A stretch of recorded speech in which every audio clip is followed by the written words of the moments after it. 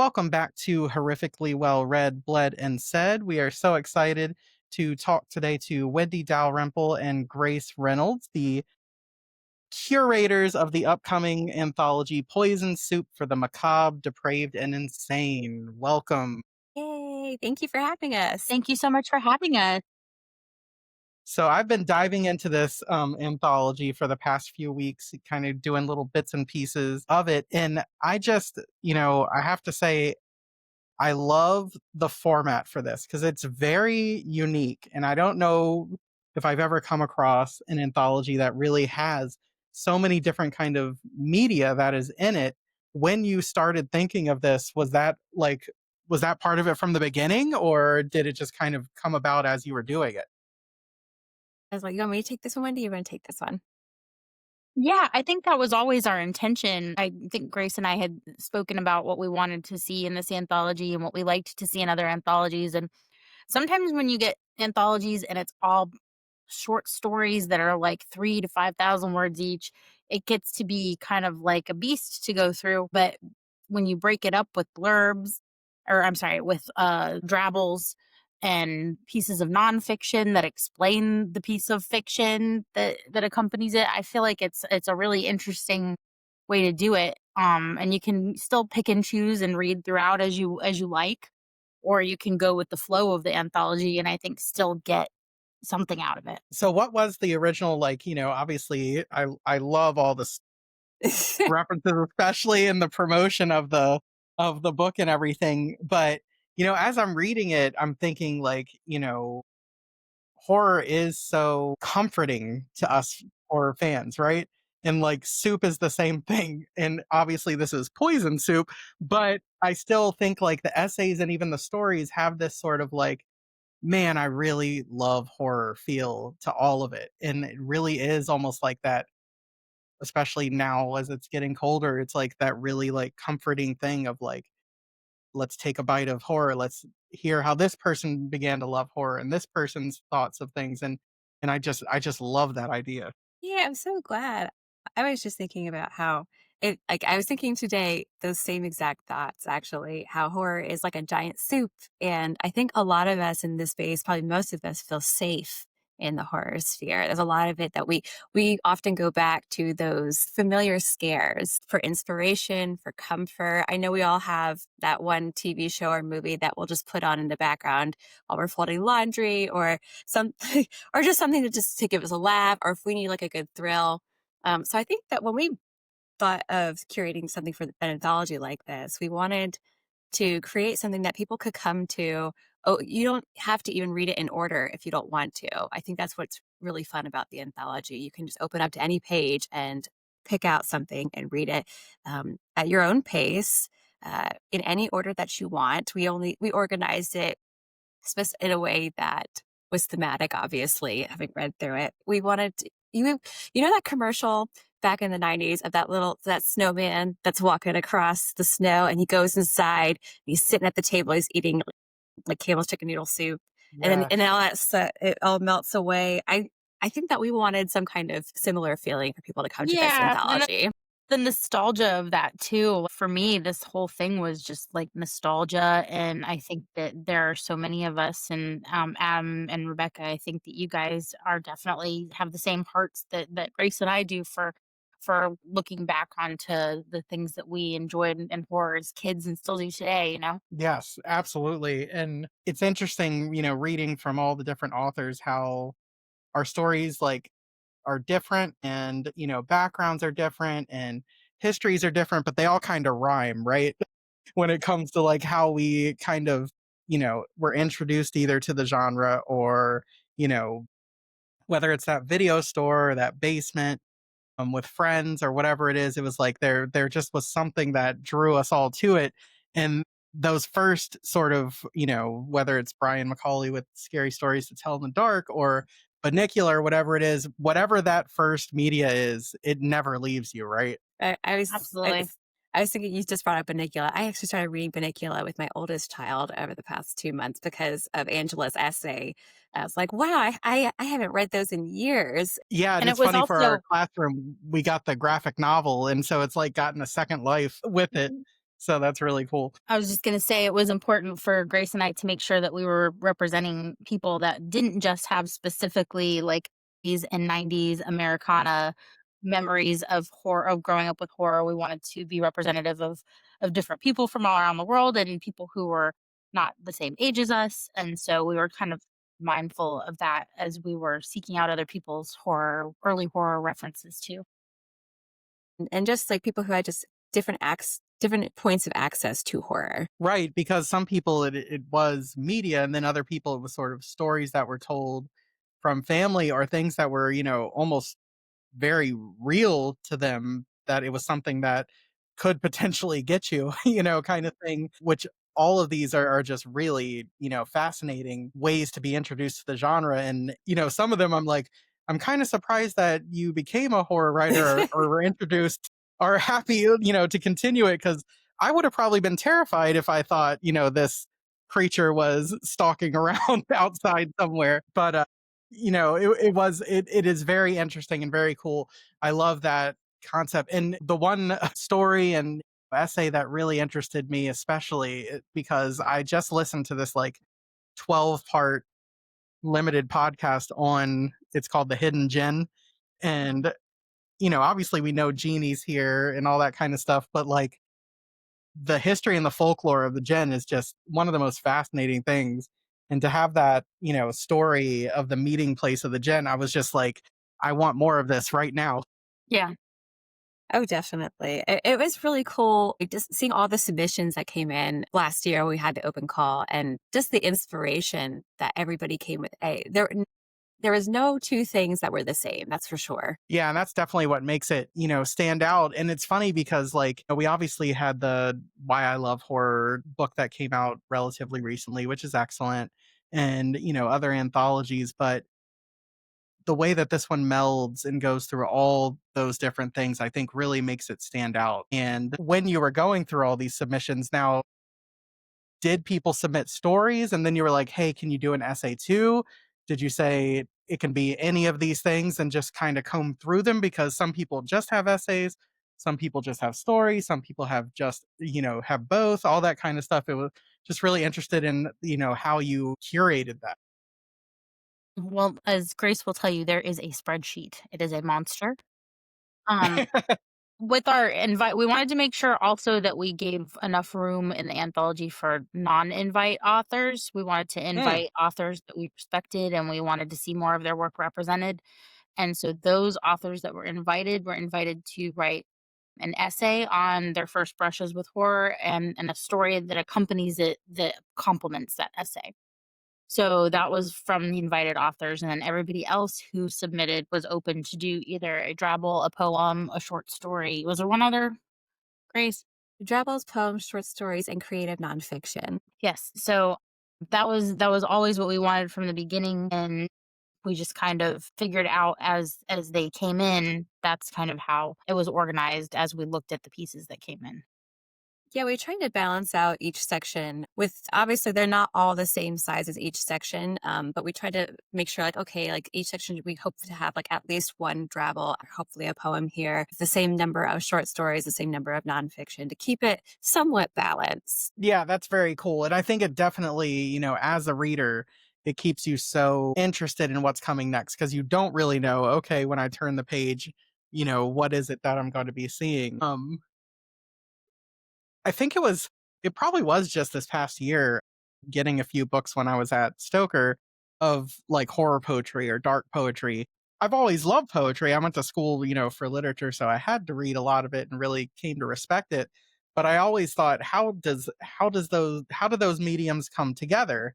And I know Grace, you write a lot of horror poetry too, or dark poetry, and I've really come to like be really fascinated and love it because I think a lot of times, when we talk about horror, we talk about how horror is the genre that kind of tells the truth. Horror is the genre that kind of looks at the darkness of things and doesn't blink. And I think that, poetry at its heart is really looking at things on that really kind of stripped down emotional level. So, it's interesting that I never thought about that, but really poetry is one of the mediums that probably most lends itself to the themes and things that horror explores.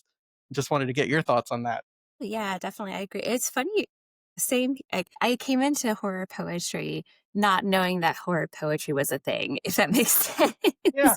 Like, we all read Edgar Allan Poe in high school. Studying the Gothic, but I just remember writing on and off over the years. I would write poetry that I would say explored darker themes. So I was like, okay, well, there's dark poetry, and then I think like 2020, when we were all like locked in our homes for most of the year, it felt like. I had gone through two cross country moves with my family because of my spouse's job. And I was feeling very isolated and lonely. I was like, you know what? I'm just going to try the thing. And you may laugh at this, but I went to the Instagram poetry world and I met the most wonderful, welcoming community. And I started experimenting with what I now know as horror poetry there. And from that, it led to me looking up and doing a Google search that was like, is there horror poetry question mark? And what came up was, I want to say it was the Horror Writers Association Poetry Showcase Volume 7, I think. Yeah. So if you don't already know, the Horror Writers Association does a poetry showcase every single year. Uh, Members of the association can submit poetry for the chance to be featured in the collection. And it's a really, really wonderful way for people who may not be as familiar with horror poetry to be introduced to it and see all the different flavors that come with it. So I'm so glad that we got to highlight a couple pieces in the anthology here. I think if we had unlimited budget and word count, we would have added so many more if we could have. But I'm hoping that readers will appreciate the ones that were included and see how they complement the pieces in the select or in the sections that they're included in. Yeah, a few of them really stood out to me, especially the underwater Mm-hmm. nightmare, like, that is Subacanophobia. my god, that's so good. That's a great one. Yeah, that is so and, the idea of phobia, the idea of, like, drowning in those fears, like, and sort of, like, the way that poetry works, I was like, "Okay, I feel some kinda way after I finish this poem," so that was great, as well as, kind of going with the themes of the nostalgia and the horror and that kinda thing. The poem that's, about that kill, that iconic kill in Nightmare on Elm Street Mm-hmm. was just so creative and awesome too. So I've definitely become a fan and I loved the selections that you guys put into this anthology Yeah, for sure. I hope people I see the poems and the dabbles in particular as a really fun way to sample and create in the horror sphere as well. I think a lot of people focus on, short fiction and long fiction, of course, but there is so much fun to be had in writing horror poetry and drabbles as well. I think it's a great exercise if you're a writer to And challenge yourself. the level of craft that it takes to come up with something impactful in 100 words is Hmm. is very, like, underrated, I think. Yeah, definitely that for it to have, a beginning, middle, and end, for it to have some kind of like creepy element to it. It's like that's a lot of skill. When you think of like haikus and anything that has sort of that set thing that you have to have within and but then make it your own too. It's like, yeah, there's a lot of skill involved with that. Uh, so have you guys either of you edited an anthology before? I was like, I have not. This is my first time No, I have not edited an anthology before. So what made you say, okay, I want to do this? because we're Because I'm thinking crazy. like you guys are both prolific. You have multiple books, that have come out or are coming out soon, other things going, you know, did you have, how are you did you come together? One, how did this come together? How did you decide what it was gonna be? It just seems like such an awesome but daunting project to do. It was a full moon. Well, I've been a fan of Grace's work since we were in the Beach Bodies anthology together Yeah, many, many beach years ago. bodies. We became friends and we've just kind of bounced ideas off of each other over the year, jokingly saying we'll do this or that. We had come up with some ideas to do a recipe book at one point. Mhm. And then It's Grace actually came up with this idea with the like riff on the chicken soup for the soul books. And I think at the time that we came up with it, there was just a lot of like not so nice things happening in the online horror community, and we just kind of wanted to find a way to bring some light back into it, and and remind ourselves why we do this, you know? Absolutely. I think that in the writing community at large too, community is so important because writing can be so solitary that you're at home writing by yourself or in a coffee shop. Not everybody has access to a writer's circle, things of that nature. And so we get most of our interaction with each other online, if not all of our interaction with each other online. Mm. And of course, that can be amplified positively or negatively in online spaces. So I like just to snowball off what Wendy said, just to be able to have something to positively contribute to the community as a fun way to say thank you for being you and for being wonderfully ghoulish. And also, there's a seat at the table for everybody. And I hope that this anthology shows that. I love that, and hopefully now, once this comes out, we'll have, poison soup for the macabre soul, all the kind of different ones that they have, right? For the teenage macabre soul, for, the nurses, just how it'll just be going on and on forever, right? My goodness, that would be fun. Well, it was funny because I was seeing, this that how you guys met and what was it, the streets of Richmond that you're wandering Hmm. around and all that. And, that's such a cool sort of like haunted town, has the Poe, ties and all that kind of stuff. And then it's funny that you guys both have slashers coming out now. Yeah. Did you know like were you writing that and telling each other at the same time, or No, is that's there a just kind moment where of you're both how. like, wait, you're That writing a slasher? God damn it. it kind of just happened that way. And we're like, wait, you're doing one too? Oh my goodness. Were you guys always fans of slashers? Like, was that a genre that you enjoy? I recently came into it a couple of years ago, I would say. I would say historically speaking, I have always been drawn to paranormal horror.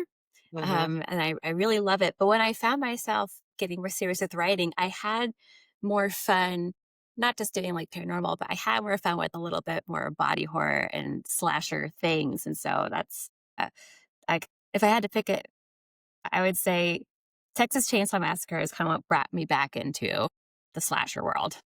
I've always been drawn to, like, the campy '90s teen slashers. That's Mhm. always been my bread and butter, but I haven't ever really thought about writing one because, like Grace, I lean towards more paranormal and my psychological in my horror, but I wanted to do an homage to all of the favorite slashers that I had seen as a teen. Grace and I were just fortunate enough to have them all published, our books published around the same time, so that's kind of Hmm. fun. Yeah, very cool, and it seems like you're both bringing very specific sort of aesthetics and things to it that I'm really excited about. You know, when I think of especially sort of like '80s, in the '90s, especially when, once Scream started, I think it started to change for the better, but historically the slasher has been a pretty misogynistic genre. Hmm. The tropes of, how the final girl gets to be the final girl and all those kinds of things, that they have to be pure and doing everything right and all this kind of stuff. When you both, sort of sat down to write your slasher, looking at those, the Randy style rules from Scream, did you sit down and say, fuck that, Yes. kind of stuff? Yes. And like purposely say, this is gonna follow the rules I want it to, and just kind of like hear like your process on approaching the genre as a female writer, as one that knows all this crap, and also this horrific timeline that we found ourselves in, at this point, and how that sort of informs the way that you do one. I guess you want to go first, Wendy? Sure. Well, so mine is I wanted to have a middle-aged protagonist who was also a final woman, not a final girl. Love that. So mine is split into half. It's half of her experiences as a teenage final girl and half of her experiences as an adult final girl. And definitely, I mean, I think if you know my work, you know it's very femme focused, and that's no different here. And it's fun like my other stuff, but also it taps into a lot of what young women deal with today and what middle aged women deal with today. And then for Neon Moon's a honky tonk slasher, and you're gonna laugh at the original idea for this. But a couple of years ago, I had made a comment. I was like, I would love to see like imagine if Dolly Parton was the final girl with a chainsaw. Hell, hell yeah. But that stuck with me, that idea, because Dolly Parton, she's this like she's this buxom blonde in the country music sphere, and she's intentionally sexy, unapologetic about it. I was like, I want that. I want that in a main character. I want a sassy bartender who knows she's hot and she uses that to her advantage. And while also amplifying women's issues, not just women's issues, I should say, like without spoiling anything. So my main character is a survivor of domestic violence, and that's not a spoiler. So it's a theme that I think a lot of, gendered violence is prevalent among women, especially. But I thought it was a really cool opportunity to be able to explore um, a woman's perspective around that. It's all amplified in the world of the slasher as well, while also exploring some of the other things that women are facing today, like in the book takes place in Texas. An issue in Texas right now is bodily autonomy, especially when it comes to reproductive health care. And it's not the main theme of the book, but there are nods to that. And I think that women can use the slasher to be able to explore how to process and overcome those challenges that we face today. I think, yeah, that's amazing. Does it take place in the contemporary timeline, like around this time, or is it Mhm. set in a different? It takes place in contemporary. Okay, It's not totally specified what year it is, but it is contemporary. roughly. That's really cool. And Wendy, I know you have like two timelines. Is like the as a woman, is that like, relatively now as well, or In mine?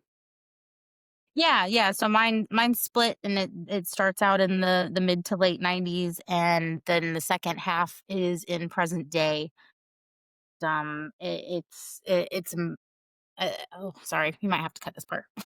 Sorry. But yeah, and I think the reason I did the split timeline was just kind of to show how trauma stays with you through the years. You might think that you're over something or past it, but your history is still part of your future, that sort of thing. That's really cool.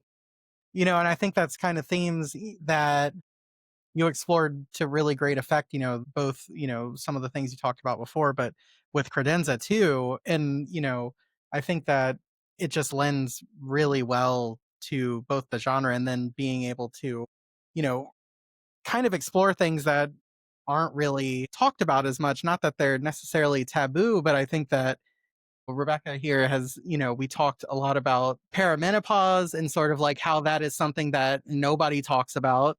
You know, it's sort of like everyone either is, in slashers and all these things, that it is very much like teenage and early college. And it's like, okay, when someone is faced with some of these things and they have a history, they have trauma, they have sort of like that, they know what is going on a little bit more. I love to see how those characters act, don't act, break when faced with some of these things. So, I think that I'm really excited to see how that works in both of those books. It's very exciting to hear. Yeah, and I think what I love about like contemporary slashers in general too, is I love that final girls, final women, they're messier now. They're not these virginal, pure characters that we expect from movies from like the 70s, right? In the 80s. Mhm. I like the idea of a final girl being able to reclaim parts of herself that she's told that she has to be ashamed about. Like Yes. I want to see a final girl who reclaims her sexual agency and her bodily autonomy, all of that. I want to see just her her stepping into her power that reflects the times. Yeah, absolutely. And I think it's, it should have happened a long time ago, but I'm glad there's authors like like both of you that are saying, let let's do it, because I think it makes for so much more interesting, of a character and also of a story, to have someone that, is doing that, because um and all the power to someone that, is perfect and makes all the right decisions, but I don't think many people relate to that. Hmm.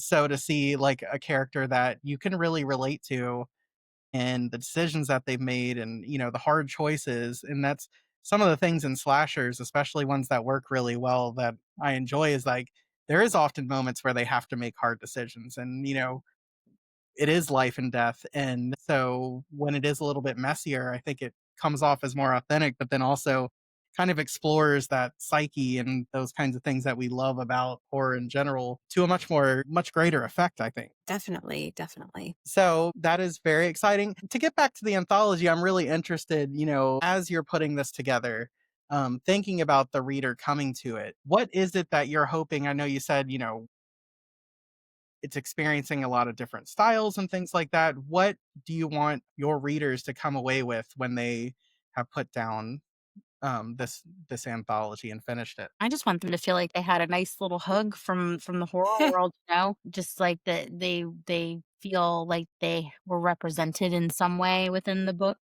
Somewhere within the pages, there was somebody that had a first brush with horror that they resonated with. For me, there were many. My introduction in the beginning of the book, I say that my one of my motivations for doing this was that I was nosy and that I like to know about my fellow authors and readers who I interact with regularly. I love to know that the idea that maybe we were all sitting on the couch at the same time in 1997 watching the same episode of some Nickelodeon show, kind of like Are You Afraid of the Dark?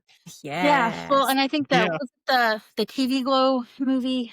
I saw the TV I Glow. Yeah. love that So, like, movie. I really loved that film and that idea of that we are all, a lot of us had those same little synapses like flicker in our brain at the same time when things aired, when there were no, it wasn't a rerun, it was a fresh airing back in the day. And all of us were glued to the TV at the same time, getting the same experience.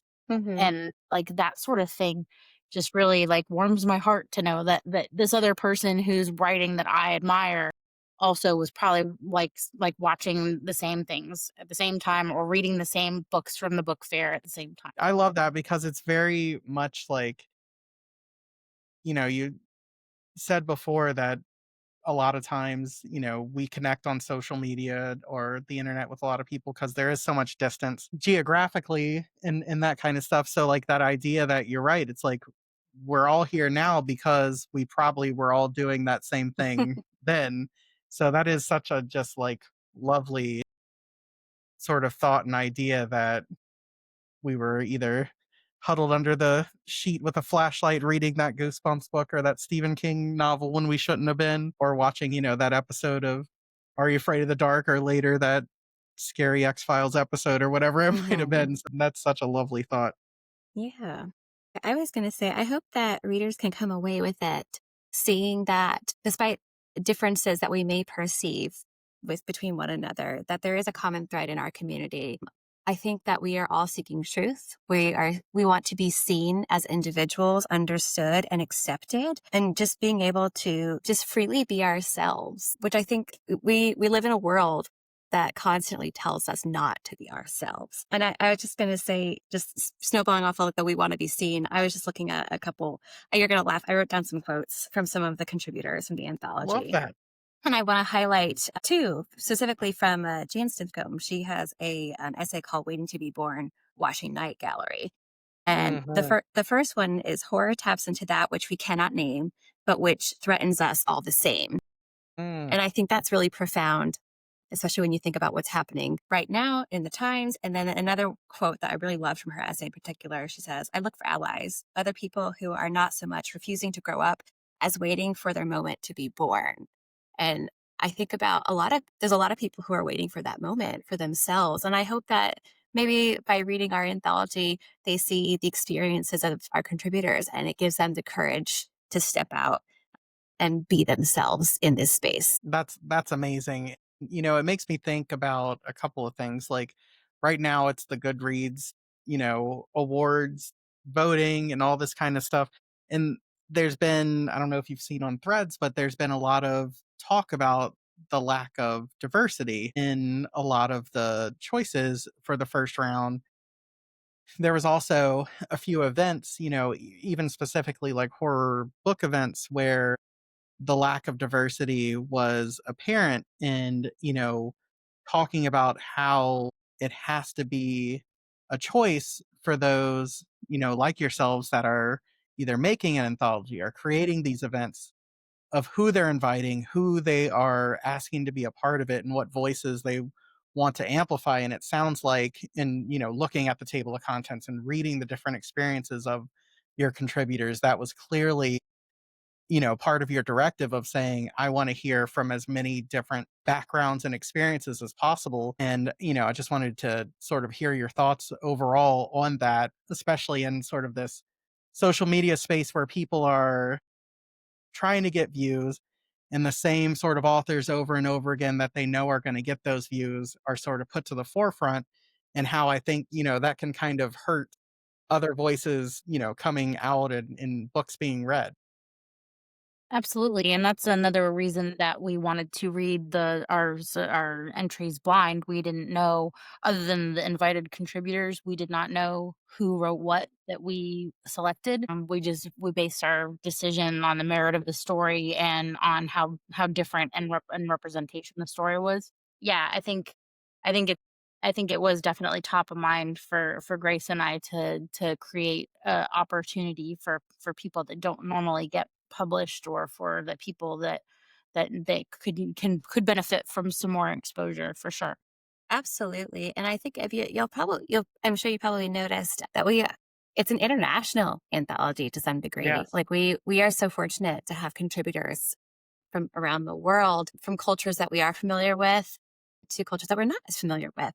And these are places that make, okay, we're in the United States, right? Halloween is very big here, but that's not the case in other countries necessarily. So to be able to get other people's perspective on what brought them to the genre, I think was really cool to see that. And I also think that when we were looking through and reading the submissions, the ones that didn't making the anthology, we saw that, like, hey, this is something we've never seen before. This is a perspective that should be highlighted, that should be lifted for others, because there may be somebody out there who has had that same experience.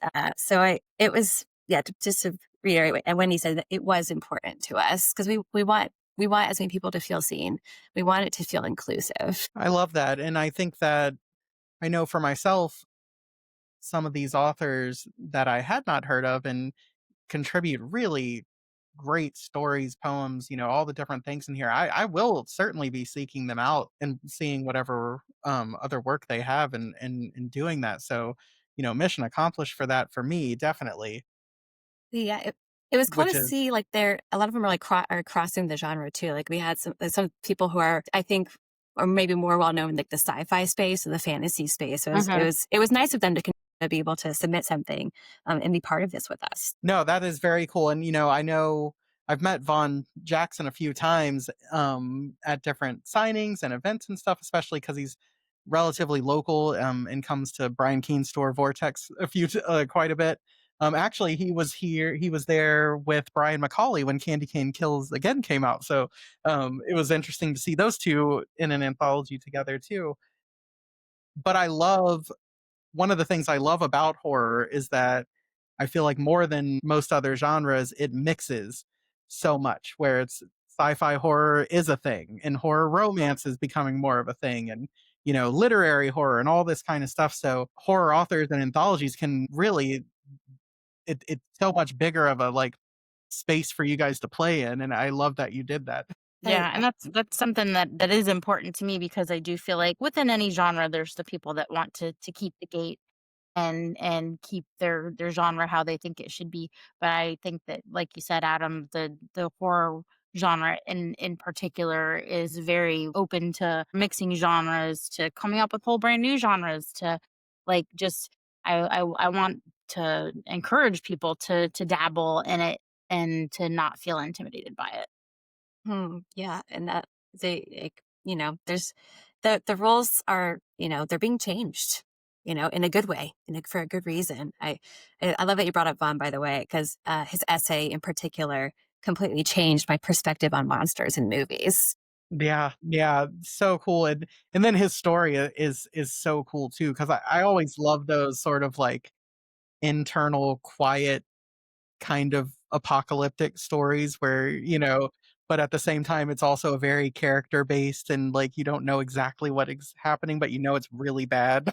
So, I love those kinds of stories. It was fun for me, especially too, because I don't normally read cosmic horror in Mhm. particular. So I had a great time because I was really spooked reading some of the essays in that section in particular. Yeah, I think I've always struggled with Lovecraft, not just because he was kind of a terrible person, but his writing style is so dry. Now, I respect, sort of the mythos that was created, around his things. Cosmic horror has definitely always been the sort of subgenre that's been hardest for me to connect to. So I loved seeing writers like Bond and Haley Piper and other ones that I'm like, oh, I actually really love this. It just wasn't written in a way that I connected to before. It's a great space for transgressive horror in general, I think. Yeah, absolutely. Because there's really like that. There's no limits to what can be done or what can happen, right? Do you either of you have a sort of space? I think about as a someone that's curating stories, is there like a part of the genre that you normally don't connect with as much? I know you said like the cosmic, but other ones that maybe you're like, okay, I normally wouldn't pick a story that is in this kind of realm that you found yourself wanting to choose for the anthology, or like kind of pushing yourself to say, I want to have some things that maybe wouldn't just, you know, be the things that I love to read. Well, I'm very selective on the splatter and the extreme that I read. It's not that Mhm. I don't read it, but I typically will try to follow the author and feel them out first before I would read a splatter or extreme. And Yes. that's something that Grace and I left out of this anthology because those types of horror are not intended to be cozy. They're not intended to be comforting in any kind of way. Didn't think that they would mesh well with this theme. And so, yeah, did you want to add anything on that, Grace? I think that we wanted to try to cover our bases with as much of the genre as we thought would be cohesive together. Like, you see that a lot of it is in some as a linear timeline for, like, I'm going to say, the human life, as one to speak, right? We talk about like the oral tradition, um, when we're children, the teenage years. We talk about films we've seen as adults, the cosmic is the future and beyond. Maybe if we're fortunate enough to do this again, we can explore some other themes in horror that we may not have had the opportunity to include in this one. I feel very similarly to Wendy when it comes to like extreme and splatterpunk. I've tried it a couple times and it gave me the opposite feelings that I like from horror most of the Hmm. time. Like, I love to look at dark things and I love to question things and psyche and all that kind of stuff. But I feel like there's an almost like, I don't know how else to say it, but like these people are getting off on shit that's really like not cool to me kind of thing. And I think that I agree that it's almost like that is a different dimension of horror and horror fan. Like, I find that people that are really into that don't like a lot of the horror that I like. So I find it interesting that you say that because I agree. And obviously what's weird is that they seem to find it to be cozy. And like, of course I'm a person sitting here saying that, but also I'll throw on The Exorcist for a comfort movie. So like on one hand I'm like, okay, what the hell are you talking about? But then also it's like there is a difference though, right? Sure. I will say this. I do think that there is a place for extreme horror and there's a place for splatterpunk for sure in the horror genre. And I will say, I can't speak for Wendy, but I will say, I don't know if we're the best stewards to be able to curate an anthology that, what are the words I'm looking for besides being like the stewards? Because I just splatterpunk and extreme Curating like horror. a good example of it, do you Yeah, mean? I think a good example also, and I'm not in those spheres of the horror community as much Mhm. to be able to better speak to the boundaries, because a lot of the times I think when you don't read that particular part of those niches of the genre, that you think like, all right, all bets are off, because in their community there is absolutely a line regarding certain subjects. I think about Wrath James White, for example. If you've never read his Mhm. work, I would say, His recent essay, I don't know if you read that, I definitely. I did, Yeah. and Yeah. I respect his perspective when it comes to splatterpunk and extreme horror, and I look to him specifically for those opinions. And other authors I can think of in the community, that I've had the pleasure of meeting in Texas in particular, and what their perspectives are. And I always think of like, I'd rather hand the reins over to them as authorities that can better curate something and be able to see, okay, like if I'm going to be able to include things like this in an anthology, like how best Like where are the limits here? And what are the parameters, so to speak? No, I totally agree with that. Yeah, that's a really good point and interesting. So I wanted to say it really made me laugh. Like, at what point when you were reading Brian Macaulay's story and you realized you're reading a Cotton Eye Joe origin story? Oh, it was fun. I had to send a message about some of the details because I was like, this feels eerily similar to how I grew up and where I grew up. We're both from New Jersey originally, so it was kind of fun. I was like, did you know about X, Y, and Z?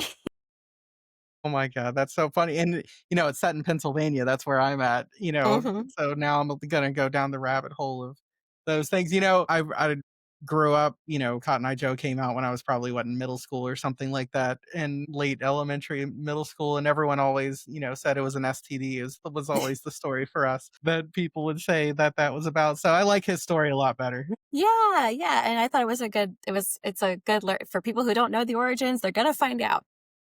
They're gonna find out, and it's not pleasant. Yes.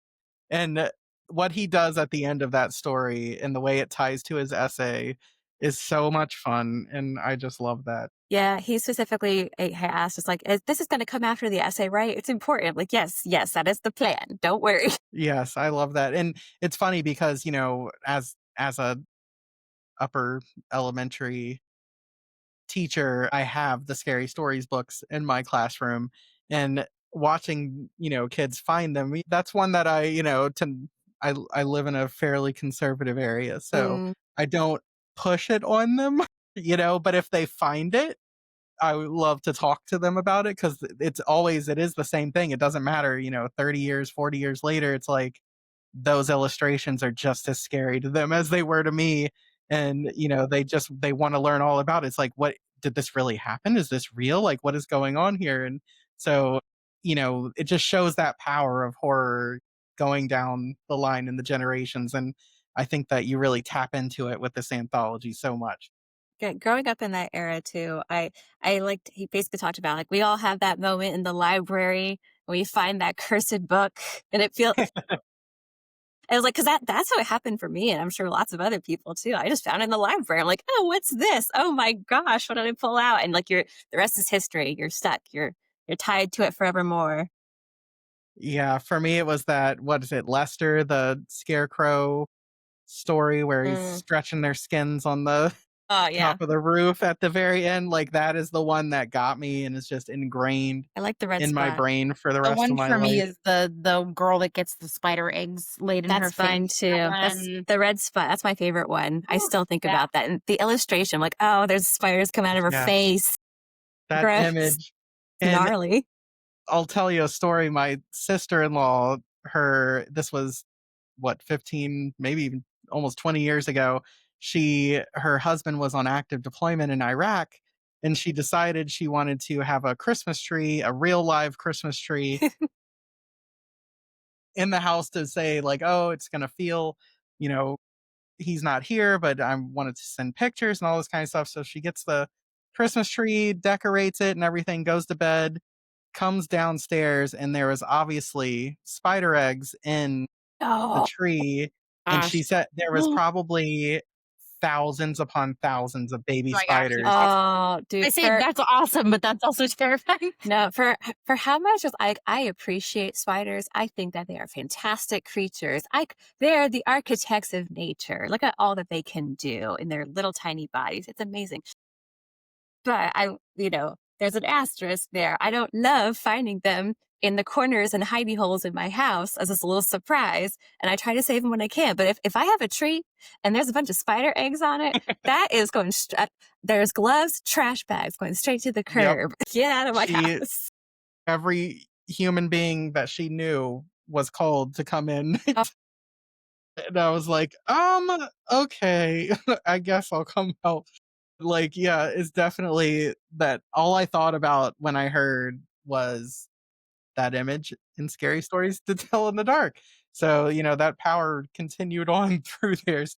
isn't that funny how Definitely great choice. it's funny how like these smaller creatures that like people were like, "Ah, you'll just step on it." Like it scares us. And I was like, I wonder, like, gosh, is there something that we're just missing in our human history? Like we're spiders, like insanely huge, like thousands of years ago, and that's why we have like an inherent fear of spiders. Well, because I they're do such that, and good that's one of hiders. so it's funny because I teach science, and I read this book that because the kids always I love dinosaurs, they love dinosaurs, so that's one of the things I connect, and I don't know if it was spiders because I know they're not insects, I don't know too much about them, being arachnids or whatever, but in the time, like, right as dinosaurs were, starting to take over, our atmosphere had way more oxygen in it, and insects breathe through their bodies, and the more oxygen they get, the bigger they are. So they're talking about basically like mosquitoes were about the size of humans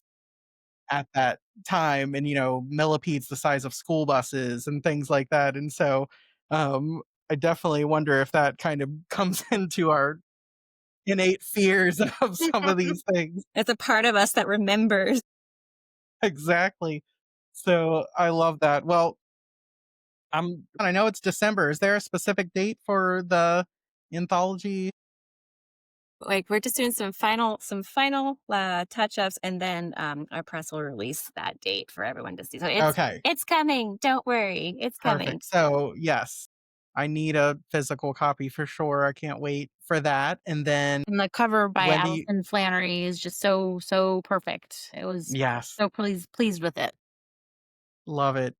And then next year, I know besides your 2 slashers, Wendy, you have Bedrot Baby coming out, which I have read and adore as Thank you so well. much. And 2027 now for Halloween Party Demon, correct? And a couple more So in what between there too. There's a couple more. Oh my, love that. Is there anything else that you guys wanna, talk about or, have on the horizon that you can speak about? I have some secret things I can't speak about yet. It will all come in due time. But in the meantime, we'll be doing lots of soupy posts and lots of Yeah, Slack posts. we're gonna change everyone's algorithm. Whether you want the soup or not, it's coming. And what, Neon Mood, it has a very, uh, unorthodox sidekick, is that correct? Yes, Neon Moon has a pet opossum sidekick because That is amazing. why the hell not? We love a trash animal, you know? We love a trash Forbidden animal. cats. We love forbidden Forbidden cats. cats. Yeah, Did you I know? love that. I learned recently that possums, like, I guess they sometimes they can't control when they play dead because they're so scared. Oh, So that's like like me. so yeah, They're it's like those goats, basically, that like almost like a fainting spell. And Oh, it's completely involuntary. So if you see all of us anxious people can definitely relate to that, can't we? mhm, yeah, mhm. so I need you to imagine a possum in a slasher and how that goes. That man, if I was any could be any more excited now, I definitely am. It'll be fun. It's coming out in May, early May, I believe. It's coming out. Awesome. So, you can each go, where can we find you? Social media wise, where are you most active that people can learn what's going on for you both? Mine is short and simple. Social media wise, you can find me on Instagram at Grave Reynolds. I used to be on the text based ones. I'm not anymore because I got 2 small kids and I have to be available for them and have some time and physically like that boundary for myself. So at Grave Reynolds, like grave, like put your body in the grave kind of deal. Same for my website, gravereynolds.com. And then I'm Wendy Dalrymple Writes on mostly on Instagram, also a little bit on Threads and TikTok whenever I feel like it. Yeah, And then you can also check out my website, wendydalrymple.com. Very cool. Well, this was so much fun, and hopefully maybe we can have a slasher revival with both of you sometime next year to talk about those books. That would be so Also, fun. yes, very exciting. Always fun to talk to you both, and congratulations and on this anthology. I really love it, and I'll be pushing the hell out of it on Yay, Instagram. Don't thank you, worry. thank you. I Thank know you so much. hopefully we got it. I know we're not too far away, and I think one of our contributors, Darren, is somewhere nearby as well. And a couple others. It'd be cool to somehow get together at some point and like at least like get everyone to sign a book or something. Soup meetup Yeah, at very Panera. cool. Mhm. Definitely. So, thank you. I hope you guys have a wonderful rest of your night, and holidays coming up, are nice and relaxing and spooky in the best kind of ways. Absolutely. Absolutely. You too. Thank you so much for having us. Yeah, Anytime. of course. Thank you. Yep. Bye. Yeah, y'all have Bye. a good night. You too.